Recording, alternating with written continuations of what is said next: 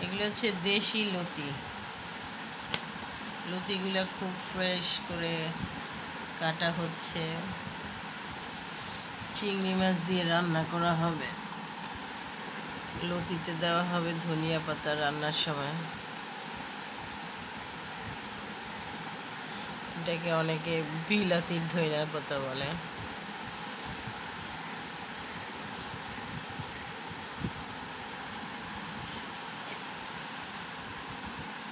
লতিতে কিন্তু প্রচুর পরিমাণ আয়রন থাকে।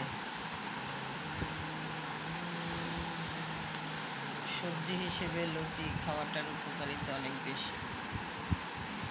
যাদের আয়রনের ঘাটতি আছে তারা লতি তরকারি খেতে পারেন।